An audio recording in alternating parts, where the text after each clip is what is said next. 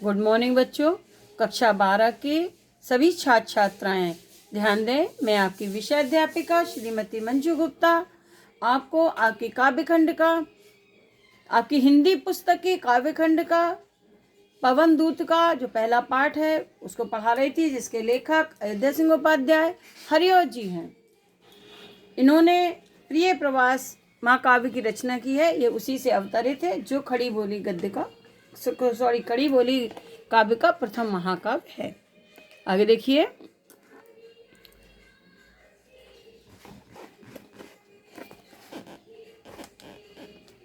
तू देखेगी जलद तन को जा वहीं तदगता हो, होंगे लोने नयन उनके ज्योति उत्कीर्णकारी, मुद्रा होगी वर वदन की मूर्ति सी सौम्यता की, सीधे साधे वचन उनके सिक्त होंगे सुधा से।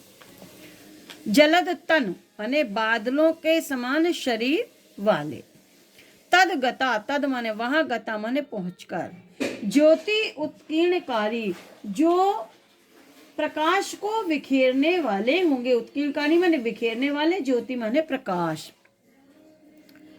मूर्ति सी माने मूर्ति के समान, सौम्यता माने शालीनता, सिक्त माने लिप्त या सने हुए या युक्त, ठीक, या भीगे हुए, सुधा माने अमृत, वर माने श्रेष्ठ, वदन माने मुख। अर्थ देखिए। तू देखेगी जलद तन को जा वहीं तदगता हो, वहीं तदगता हो। हे पवन, तू मथुरा जाकर के, हे पवन तू मथुरा के वातावरण में जाकर के, तू मथुरा जाकर के वहां पर बादलों के समान शरीर वाले कृष्ण के दर्शन करेगी। हे पवन तू वहां जाकर बादलों के समान नील वर्ण वाले, काले वर्ण वाले श्री कृष्ण के दर्शन करेगी। तू वहां पर उनको देखेगी। होंगे लोने, लोने माने सलोने, सुंदर, होंगे लोने नयन उनके ज्योति उत्कीर्णकारी। हे पवन उनके सुंदर नेत्र तुझे प्रकाश को बिखेरते हुए दिखाई देंगे। हे पवन उनके सुंदर नेत्र तुझे प्रकाश को बिखेरते हुए दिखाई देंगे। मुद्रा होगी वर वदन की मूर्ति सी सौम्यता, उनके श्रेष्ठ मुख की मुद्रा कैसी होगी?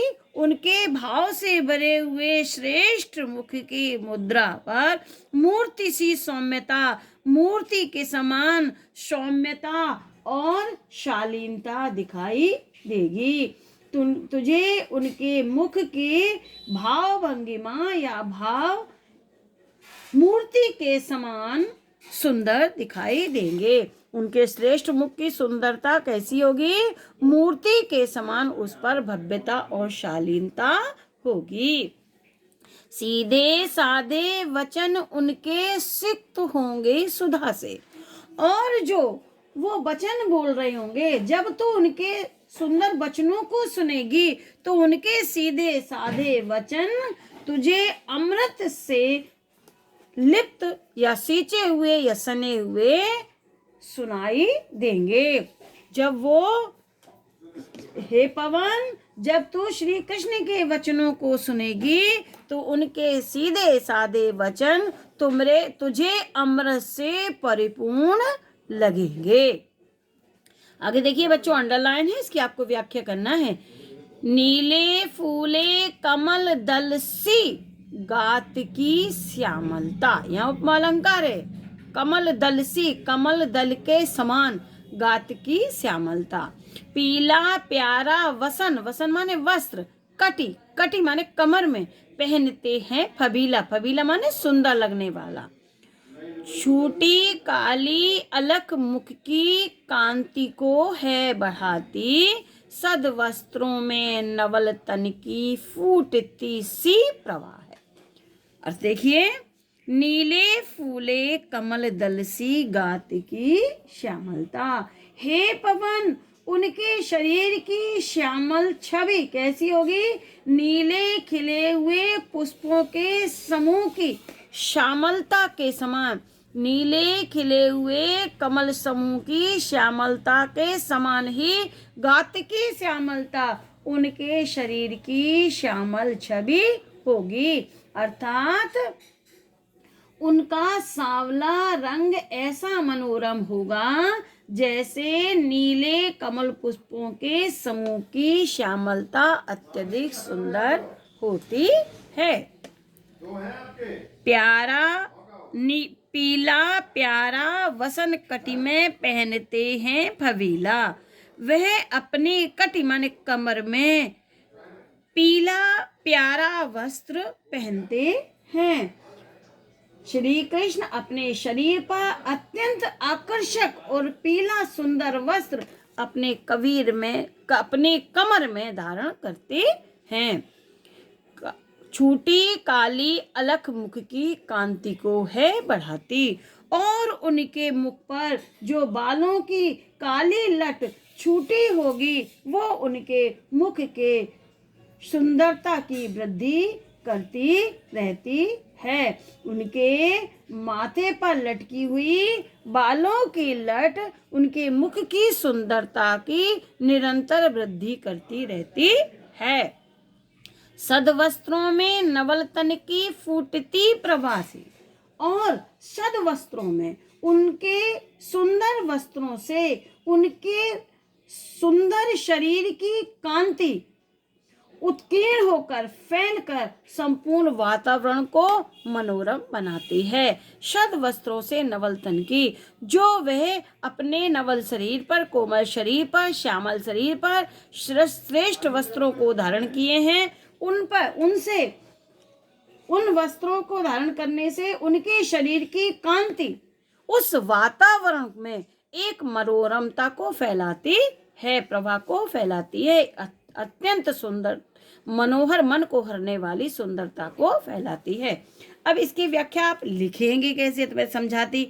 अब लिखेंगे कैसे, सुनिए। पवन से राधिका जी कहती हैं, हे पवन, उनके नीले खिले कमल पुष्पों की श्यामलता के समान उनके शरीर की श्यामलता है। अर्थात जैसे नीले पुष्पों के समूह की श्यामलता अत्यधिक सुंदर होती है, वैसे उनके शरीर की श्यामलता है। और वे कृष्ण अपने शरीर पर अत्यंत आकर्षक सुंदर पीला वस्त्र धारण करते हैं। उनके माथे पर लटकी हुई काली लट उनके मुख की सुंदरता को निरंतर बढ़ाती है। शद वस्त्रों से नवल तन की फूटती प्रवासी, और उनके सुंदर वस्त्रों से उनके रमणीय शरीर की कांति अत्यधिक मनोहारी होकर वातावरण को सुंदर बना देती है। बच्चों, आज यहीं तक पढ़ा रहे हैं। कुछ प्रश्न हैं जिसे आपको करना है, वो ध्यान से देखिएगा। पहला प्रश्न है, पद्यांश के